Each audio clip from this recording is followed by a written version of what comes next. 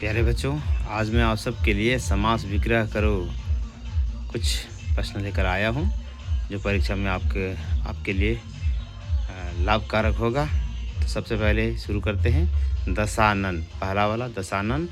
दशानन समास विग्रह करने से क्या होगा? दस है आनंद जिसके, ठीक है। और समास विग्रह करके समास का नाम भी लिखें, ऐसा प्रश्न आ सकता है, इसीलिए मैंने यहाँ पे लिख दिया है व्रीहि समास, ठीक है। दूसरा है आजीवन। आजीवन का समास विग्रह होगा जीवन भर, ये हो गया समास अव्ययी भाव समास। फिर है तीसरा चौराहा, समास विग्रह चार राहों का समूह, इसको बोलते हैं द्विगु समास।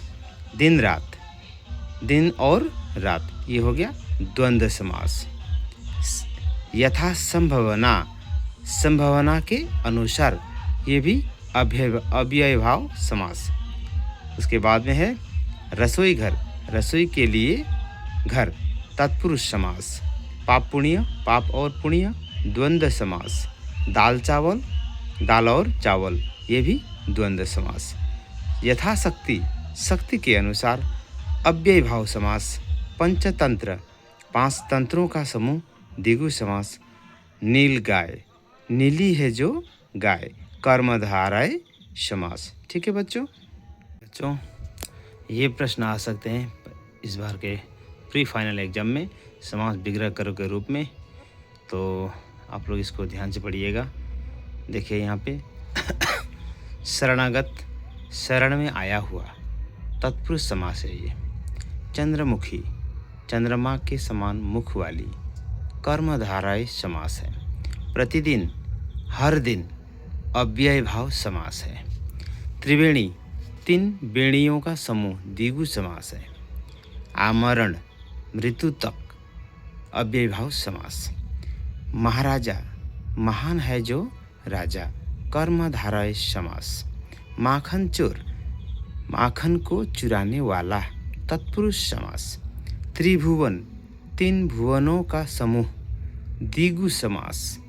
पीताम्बर, पीत है अंबर जिसका, बहुव्रीहि समास।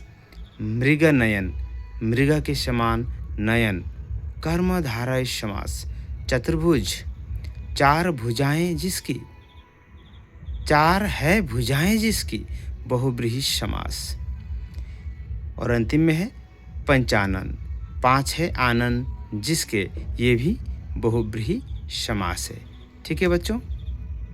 परीक्षा में इन सबको पढ़ के जाना, अवश्य आपको अंक प्राप्त होगा, ठीक है। अरे बच्चों, मैं समास का क्रम अभी भी जारी रख रहा हूँ, ठीक है।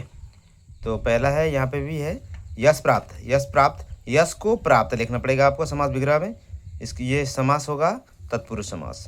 दूसरा है दोष युक्त, दोष से युक्त, तत्पुरुष समास ये भी। नील गगन, नीला है जो गगन, कर्मधारय समास। कवि श्रेष्ठ, कवियों में श्रेष्ठ, यानी कर्मधारय समास। कमल नयन, कमल के समान नयन, ये भी कर्मधारय समास होगा। फिर है 6 नंबर पे त्रिलोक, तीन लोकों का समूह, ठीक है। इसकी जगह में त्रिभुवन भी आ सकता है, ठीक है। त्रिभुवन का क्या होगा? तीन भुवनों का समूह, एक ही बात है, तो ये भी द्विगु समास है। अच्छा, उसके बाद है 7 नंबर पे नरसिंह, नरसिंह, नर रूपी सिंह, ये हो गई, ये भी कर्मधारय समास होगा। फिर है नीलकंठ, नीला है कंठ जिसका, बहुव्रीहि समास होगा। परलोक गमन, परलोक को गमन, ये तत्पुरुष समास होगा। गुरु दक्षिणा, गुरु के लिए दक्षिणा, ये भी तत्पुरुष समास होगा। गुणहीन, गुण से हीन, ये भी तत्पुरुष होगा।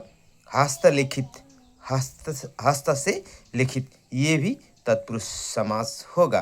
तो प्यारे बच्चों, इन्हीं समासों को अगर आप लोग पढ़ के जाओगे तो आपको इस बार की परीक्षा में पक्का नंबर प्राप्त होगा, ठीक है।